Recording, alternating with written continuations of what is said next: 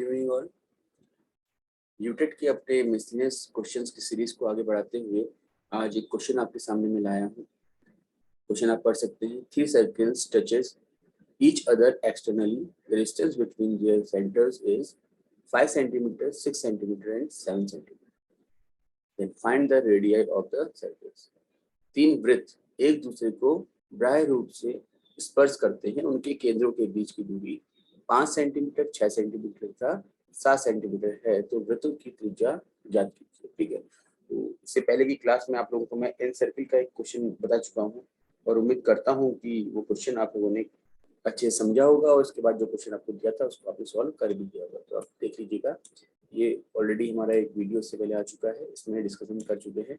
अच्छा क्वेश्चन है, जिसको फॉर्मूला याद है वो इजीली कर सकता है। बहुत भारी कंसेप्ट की तरफ आपको जाने की आवश्यकता नहीं है और ना ही इतना समय आपके पास है कि आप अब इस तरह के जो टिपिकल टॉपिक्स होते हैं इनमें डीपली कंसेप्ट को सीखें। ठीक है, जिन्हें आता है उनके लिए अच्छी बात है। ये क्वेश्चन आपको मैंने लास्ट वीडियो में दिया भी था कि इसको आप सॉल्व करिएगा, राइट। और अब मैं इसको सॉल्व कराने जा रहा हूँ। तो जिनको नहीं आया होगा या फिर हो सकता है कोई प्रॉब्लम रही हो तो प्लीज़ वीडियो को अंत तक देखें और इस कंसेप्ट को समझ करके आगे जो आने वाले क्वेश्चन है उनको इजीली कर लीजिए। तो देखिए, हमें जब मैथमेटिक्स में या किसी भी सब्जेक्ट में जब कोई क्वेश्चन मिलता है तो पहला रिक्वायरमेंट होता है कि हम उस क्वेश्चन की लैंग्वेज को समझें कि उसमें इन्फॉर्मेशन क्या दी है, पूछा क्या है। ठीक है, तो स्टार्टिंग करते हैं मैथ्स में इन्फॉर्मेशन से। क्या इन्फॉर्मेशन दी है उसका हम फिगर ड्रॉ कर लेते हैं। 3 वृत्त एक दूसरे को बाह्य रूप से स्पर्श करते हैं। तो 3 वृत्त क्या होते हैं? वृत्त आप जानते हैं, ठीक है, ये आपकी वृत्ताकृति है। 2 वृत्त हो गए आपके, 3 वृत्त, 3 सर्कल्स हो गए आपके। ठीक है, तीनों एक दूसरे को बाहरी रूप से टच कर, बाहरी रूप से टच करने का मतलब है कि अंदर नहीं जाएंगे, बाहरी बाहर टच करेंगे। ठीक है, इस तरह से फिर इनके केंद्र बिंदु हो जाते हैं। ठीक है, केंद्र बिंदु मान लिया हमने क्या है, इसका ए है, इसका बी है और इसका सी है। अब ये कह रहा है कि इन केंद्र बिंदुओं को मिला दीजिए आप। ठीक है, हमने मिला दिया केंद्र बिंदुओं को। हम सिर्फ वो कर रहे हैं जो आपको क्वेश्चन में दिया हुआ है। ठीक है, अब देखिए क्वेश्चन में लिखा है हम वो करते जा रहे हैं, उसमें कोई बहुत भारी कंसेप्ट की जरूरत नहीं पड़ती है। कंसेप्ट इसके बाद काम आता है। तो अब ये भी कह रहा है कि केंद्र के बिंदुओं को मिला दिया आपने तो उसके बीच की जो दूरी है वो भी आपको दे दी है। ठीक है, तो दूरी क्या दे रखी है? देखिए 5 सेंटीमीटर, ये मान लो 5 सेंटीमीटर आपका ये हो गया। ठीक है, ए बी। फिर ये 5 सेंटीमीटर के बाद ये आपको 6 सेंटीमीटर हो गया ए सी एंड बी सी आपका हो जाता है 7 सेंटीमीटर। तो कोई बहुत नई चीज नहीं है, ये आप लोग सिर्फ क्वेश्चन पढ़ करके, जिसने कभी भी इस तरह के क्वेश्चंस नहीं किए हैं वो भी इस फिगर को इजीली ड्रॉ कर सकता है, राइट। अब आते हैं हम, किसने पूछा क्या है? इसने पूछा है कि find the radii of the circle. अब रेडियाई से क्या समझते हैं आप? रेडियस तो आप जानते ही हैं। अगर ये सर्किल है आपका तो इस सर्किल के केंद्र बिंदु से परिधि को मिलाने वाली जो एक रेखा होगी या रेखाखंड होगा, इसको हम त्रिज्या कहते हैं। ठीक है, a line joining the center of a circle and any point of the circumference is known as radius. Okay, तो अब ये रेडियस है। तो अब देखिए ये इस पूरे फिगर में कहां कहां पर मिल रही है। ठीक है, ये हमारा थर्ड काम हुआ। तो देखते हैं, एक तो मिल रहा है आपको ए से लेकर के यहां तक, ये रेडियस हो गया आपका। ठीक है, इस रेडियस को हमने यहाँ बोल दिया क्या, एक्स। देख रहे हैं ना आप लोग? ठीक है, एक ये रेडियस हो गया आपका, एक्स बोल दिया इसको। क्योंकि देखो ए से किसी भी वृत्त में केंद्र बिंदु से त्रिज्या को, सॉरी केंद्र बिंदु से परिधि को कहीं पर भी मिला लीजिए। अभी पूरी परिधि तो है ये जो घूम रही है चारों, है ना। तो केंद्र बिंदु से कोई भी परिधि का बिंदु मिलाइए तो उनकी जो त्रिज्या होगी वो समान होती है। तो ए से इसी सर्किल के इस बिंदु को मिलाया आपने तो ये भी एक्स हो जाएगा। ए से इसी सर्किल के किसी दूसरे बिंदु को आपने मिला दिया तो ये भी एक्स ही रहेगा। ठीक है, तो आप देख सकते हैं यहाँ पर फिगर में एक्स एंड एक्स, क्योंकि ये सेम सेंटर से, है ना, सेम सर्किल के सर्कमफ्रेंस के पॉइंट्स को ज्वाइन कर रहा है। इसी तरह से बी क्या है आपका, सेकंड सर्किल जो है उसका केंद्र बिंदु यानी कि सेंटर है। इस सेंटर से बी से हमने 2 रेडियस ली हैं, एक ये और एक ये। ठीक है, इसको हमने वाई और वाई मान लिया है। तो आप यहाँ पर थोड़ा सा मैशअप हो रहा है फिगर, आप यहाँ पर देखते हुए चलिए। ठीक है, ये वाई हो गया आपका, ये वाई हो गया। ठीक है, 2 हो गए, क्लियर हो गया। क्योंकि बी इस पूरे सर्किल का सेंटर पॉइंट है। इस पूरे सर्किल में कितने भी आप बी से लाइन ड्रॉ करेंगे उन सब की जो वैल्यू है, यानी कि वो जो रेडियस बनेगी उन सबकी वैल्यू वाई ही रहेगी, जो हमने एक अज्यूम कर लिया है। ठीक, अब आते हैं हम तीसरे में। तो ये सी से आपने यहाँ का देखा तो ये आपका आपने z ले लिया, c से इधर ये भी z है, क्योंकि c जो है आपका ये तीसरे त्रिभुज का केंद्र बिंदु है, तो इस केंद्र बिंदु से आप c की परिधि में कहीं पर भी, ठीक है, किसी भी पॉइंट को ज्वाइन करेंगे तो आपका सेम वैल्यू आएगा, क्योंकि त्रिज्या जो है वो थ्रू आउट सेम होती है। तो z एंड z आपका आ गया। यहाँ तक आप, आई होप कि आप लोगों को क्लियर होगा। आप देखिए कि अगर आपको a और b दिया हुआ है, इसने a भी दिया हुआ है, ठीक है, तो a भी क्या है आपका x प्लस वाई है या नहीं? तो हमने क्या किया, x plus Y is equal to 5 कर दिया, ठीक। फिर है ac, क्या है, x प्लस z है, तो हमने x प्लस z क्या कर दिया आपका 6 लिया था हमने, ओके। फिर है आपका y प्लस z, तो आप देखिए BC क्या है आपका 7 है, तो y और z को ऐड करके हमने 7 आ गया। अब ये मैंने पहले से लिखा हुआ इसलिए है क्योंकि लास्ट वीडियो जो मैंने बनाया था वो काफी लंबा चला गया था, तो कुछ बच्चों का कहना था कि थोड़ा सा शॉर्ट करिएगा करके, तो इसलिए मैंने पहले से ही आपका लिखा हुआ है इसमें, ठीक, ताकि इतना टाइम हमारा बच जाए। चलिए आगे बढ़ते हैं। आई होप कि इतना आपको समझ में आया होगा। ये X plus Y X plus Z and Y plus Z कहाँ से आए हैं ये मैं आपको यहाँ पर समझा चुका हूँ।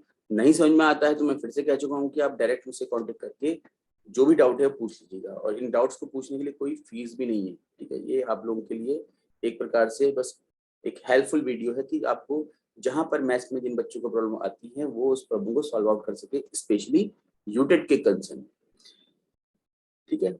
इसके बाद हम आगे बढ़ते हैं। तो देखिए अब हमने क्या किया, ये x plus Y is equal to Y, X plus Z is equal to 6, Y plus Z is equal to 7 को हमने ऐड कर दिया, दिस प्लस दिस हमने कर दिया, तो क्या हो जाएगा देखो, x प्लस एक्स कितना हो जाएगा आपका 2x हो जाएगा, ठीक है। इसको मैं यहाँ पे कर देता हूँ आप लोगों के लिए, अगर थोड़ा सा आप लोगों को लग रहा हो कि ये तो कुछ समझ में नहीं आ रहा, तो देखो जो इसको ऐड करते हैं तो ऐड करना आपको आता ही है। आपने लिखा x प्लस वाई, क्योंकि लेफ्ट हैंड साइड के ये अलग ऐड होंगे आपके और अपोजिट साइड वाले अलग ऐड हो जाएंगे, तो x plus Y then x plus Z then y plus Z, ठीक है। यहाँ तो क्लियर है, तो तब बात होगा। 5 प्लस 6 प्लस 7 आप लोग जानते हैं 18 होता है, तो कैलकुलेशन को आती है। ये कैलकुलेशन अगर नहीं आती तो फिर मैथ्स में थोड़ा सा ज्यादा ही मेहनत करनी पड़ जाएगी आपको। अब देखो x प्लस एक्स 2 टाइम्स है, तो हमने लिख दिया क्या 2x, ठीक है, 2x। y plus Y 2 times है तो 2y हो गया, z प्लस जेड तो 2z हो गया, ठीक है, इज इक्वल टू 18। अब हमने क्या किया है, ये स्टेप मैंने पहले लिखना था इससे, ठीक है। तो अब 2 को हमने कॉमन ले लिया है ना, 2 यहाँ भी है, यहाँ भी है, यहाँ भी, तो 2 कॉमन ले लिया हमने, तो बचेगा अंदर क्या, देखो यहाँ से 2 कॉमन लिया, यहाँ से 2 हमने बाहर ले लिया तो x बचा, यहाँ से 2 y से बाहर लिया तो y बचा, z से 2 बाहर लिया तो z बचा, तो 2 into X plus Y plus Z is equal to 18 हमारा हो गया। अब ये 2 को हम उधर भेजेंगे, अब ये 2 को हम इधर भेजेंगे तो क्या हो जाएगा आपका, ये आप जानते हैं कि जब हमारा देखो ये 2 plus X plus Y plus Z is equal to 18 हमारा आ गया था। ये 2 आपका मल्टीप्लाई में है ना, तो आप जानते हैं जब इसको हम पूरी साइड भेजेंगे ना तो क्या होगा आपका, ये डिवाइड में चला जाएगा, ठीक है। तो इसको हम ऐसे भी लिख सकते हैं कि 2 को हमने अपोजिट साइड भेज दिया ना, तो x plus Y plus Z, और ये 2 आपका अपोजिट साइड जा रहा है तो कितना हो जाएगा 18/2 हो जाएगा, तो 2 से 18 को हम कैंसिल करेंगे 9 आ जाएगा।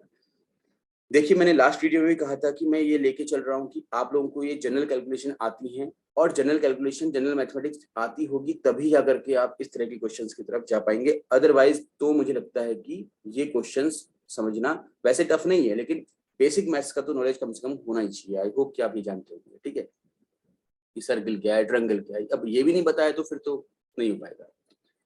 एक्स प्लस वाई प्लस मतलब हो पाएगा, पहले आप उसको सीख लीजिएगा, आई मीन टू से। तो x plus Y plus Z is equal to 9 आपका आ गया, आप देख सकते हैं यहाँ मैंने सॉल्व करके आपको दिखा दिया, तो 9 आ गया ना आपका, ठीक है। तो अभी यहाँ से x की वैल्यू क्या आएगी, y की वैल्यू क्या आएगी, z की वैल्यू क्या आएगी, ये देख लेते हैं, ठीक है, कैसे आएगी x y z की वैल्यू। अब देखो आपके पास x plus Y plus z है, ठीक है, आपको चाहिए x, तो क्या करेंगे आप x plus Y plus z से आप y प्लस जेड को माइनस कर दीजिए, तो आपके पास x ही तो बचेगा। चलिए मैं करता हूँ नीचे आप लोगों के लिए इसको, ठीक है।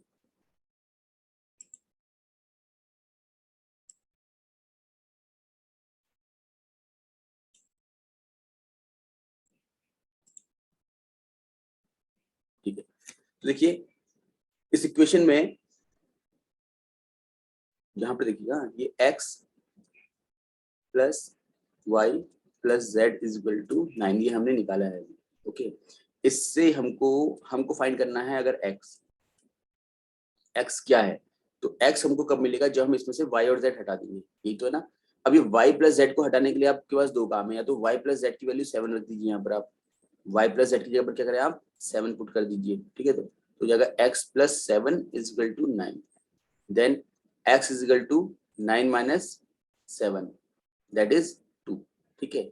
तो हमारे पास x की वैल्यू क्या आ जाएगी, आपकी 2 आ जाएगी। आई होप ये समझ में आपको आ गया होगा, ठीक है।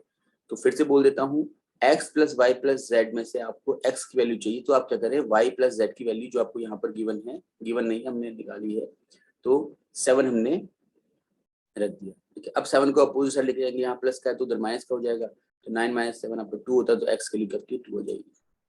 सिमिलरली आपको अगर y की वैल्यू चाहिए तो आप x प्लस जेड की वैल्यू पुट कर दीजिए, कैसे होगा देखिए।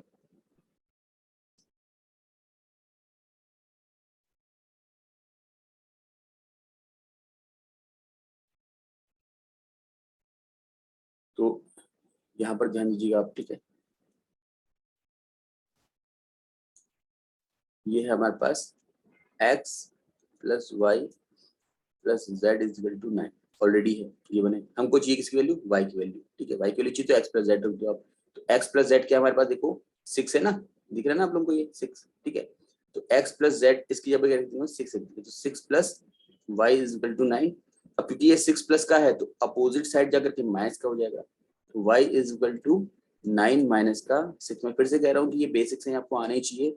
अगर कोई नंबर यहाँ पर प्लस में है, अपोजिट साइड जाकर के वो माइनस में हो जाएगा, माइनस में तो अपोजिट जाएगा आपका प्लस में हो जाएगा, मल्टीप्लाई में है तो अपोजिट साइड जाकर के आपका डिवाइड में चला जाएगा, डिवाइड में है तो अपोजिट साइड जाकर आपका मल्टीप्लाई हो जाएगा। ये बातें आपको पता होनी ही चाहिए, जिसको ना पता हो तो वो अलग से फिर पूछ ले। तो y की वैल्यू क्या आएगी, 9 माइनस 6 आपका 3 आ गया, तो y की वैल्यू क्या आएगी हमारे पास बताओ 3, ठीक है। अभी z की तरफ चलते हैं, हमको z फाइंड करना पड़ेगा। तो अब क्या करते हैं हम, ठीक है, मैं थोड़ा सा एक स्टेप ऊपर कर लेता हूँ इसको, x प्लस y की वैल्यू 5 आपका सही। z की वैल्यू फाइंड करने के लिए क्या चाहिए हमको, z चाहिए। व्हाट इज z, तो x प्लस वाई, फिर से वही करते हैं step, x plus Y plus Z is equal to 9 है, x प्लस वाई पुट कर दीजिए, z निकल जाएगा आपका। तो x प्लस वाई की वैल्यू क्या है यहाँ पर 5 है, ठीक है। तो रख दीजिए आप x प्लस 5 के प्लेस पे 5 प्लस 2, सॉरी प्लस 2 नहीं, z है, ये 2 और z एक जैसे रख जाता है। तो 5 को अपोजिट साइड लेके जाते हैं तो 9 माइनस का 5 आपका हो जाएगा, ठीक है। Again z is equal to 9 minus का 5, तो 9 माइनस 5 आपका होता है 4, ओके। तो इस तरह से z की वैल्यू क्या आ गई हमारे पास 4 आ गई, ठीक। तो आप देख सकते हैं z की वैल्यू क्या है, 4 आ गई। तो रिस्पेक्टिवली जो वैल्यूज हैं x y z की, वो क्या हो जा रही है, x is equal to 2, y is equal to 3 and z is equal to 4। z is equal to 4 में और साफ साफ लिख देता हूँ ताकि आपको कंफ्यूजन हो। अब यहाँ पर आपको ये समझना है कि ये आपका आंसर अंतिम नहीं है, आपको वेरीफाई भी करना है। आप पेपर में बैठे हुए हैं, हो सकता है कि कैलकुलेशन मिस्टेक हो जाए, कुछ गलती हो जाए, तो आप चेक कर लीजिए, ठीक है। ये गिवन था हमको, ये हमें गिवन था, ठीक है। x plus y is equal to 5, x plus z is equal to 6, क्योंकि ये है आपका x प्लस वाई और ये दिया हुआ है आपका कितना, इसकी वैल्यू दी है 5, ठीक है, पता है। तो आप यहाँ चेक कर लीजिए, x और y को ऐड करके 5 ही आ रहा है, तो 2 प्लस 3 इज 5, ठीक है। तो x की वैल्यू 2 है, y की वैल्यू 3 है, तो 5 आ गया, ठीक हो गया, तो ये 5 हो गया। x प्लस जेड देखिए आप, x की वैल्यू 2, z की वैल्यू 4, तो 2 प्लस 4 6 हो गया, ठीक है, 6 ही था हमारे पास गिवन। अब y प्लस जेड देखिए, तो y प्लस जेड 7 था ना, तो z आपका 4 है, y 3 है, तो 3 प्लस 4 7। तो हमने वेरीफाई भी कर लिया कि हमारा आंसर जो है वो ठीक है। उम्मीद करता हूँ कि ये आपको समझ में आया होगा। देखिए पहला जो क्वेश्चन जो मैंने लास्ट वीडियो में डिस्कस किया था वो इन सर्किल का था, वो एक अलग कंसेप्ट है, उसमें आपको फॉर्मूला याद रखना पड़ेगा।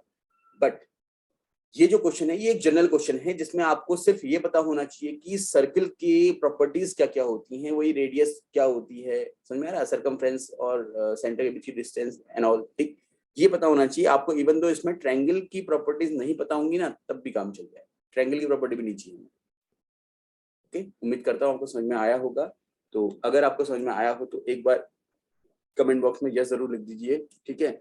और साथ ही साथ ये आप लोगों के लिए एक प्रश्न है, इस प्रश्न को आप पूरा हल करके इसका जो सॉल्यूशन है वो कमेंट बॉक्स में जरूर डालिएगा, ताकि एक कंफर्मेशन तो हो कि भाई जो वीडियोस आप लोगों की हेल्प के लिए बनाए जा रहे हैं वो आप लोग उसको देख रहे हैं, उससे आपको हेल्प मिल रही है।